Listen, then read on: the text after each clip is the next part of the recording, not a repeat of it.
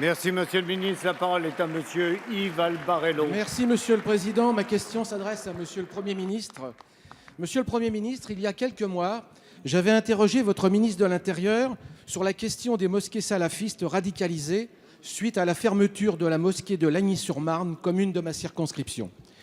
Ces mosquées radicalisées implantées sur l'ensemble du territoire national constituent un véritable danger pour la sécurité des Français. Mais nous savons que certaines administrations, notamment la police et le personnel pénitentiaire, pouvaient être également confrontés à ce problème de radicalisation ou de fondamentalisme.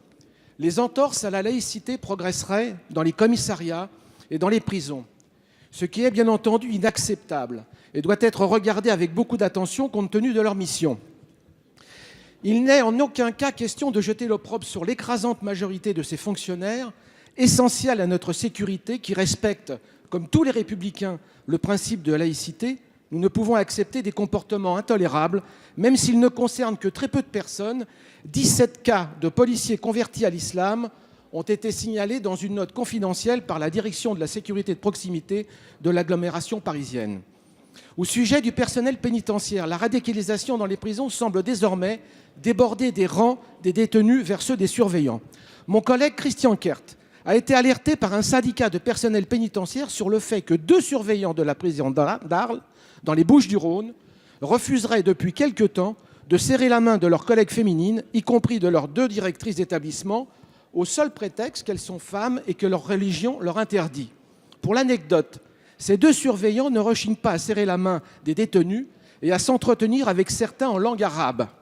Monsieur le Premier ministre, au-delà de la condamnation évidente de tels comportements, quelles mesures envisagez-vous de prendre pour stopper de tels agissements ?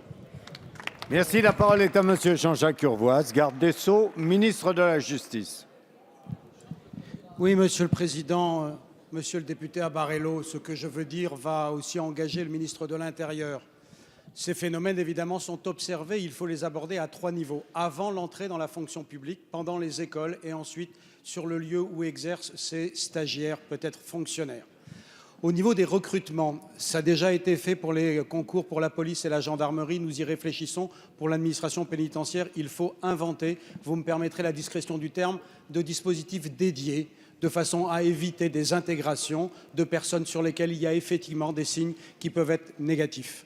Quand ils sont néanmoins recrutés, parce que là, on n'a peut-être pas pu les détecter, il y a, et c'est déjà le fait dans toutes les écoles de police, dans toutes les écoles de gendarmerie et à l'École nationale de l'administration pénitentiaire, une vigilance particulière pour qu'il n'y ait absolument pas d'incertitude. Enfin, il peut arriver, j'ai vu comme vous ce que vous évoquez sur la maison d'arrêt d'Arles.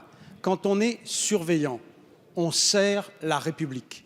On doit donc respecter les valeurs qui sont celles de la République. Ce n'est pas une option, c'est une obligation, c'est même un devoir.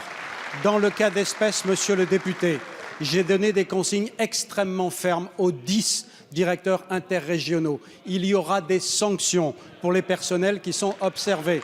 Cela ira de la mise à pied, du blâme jusqu'à la mise à pied. Dans le cas d'espèce, les personnels en question ont déjà été convoqués. Les sanctions seront prononcées. Merci, monsieur le garde des Sceaux. La parole est à monsieur Patrick Bloch. Merci, Monsieur le Président.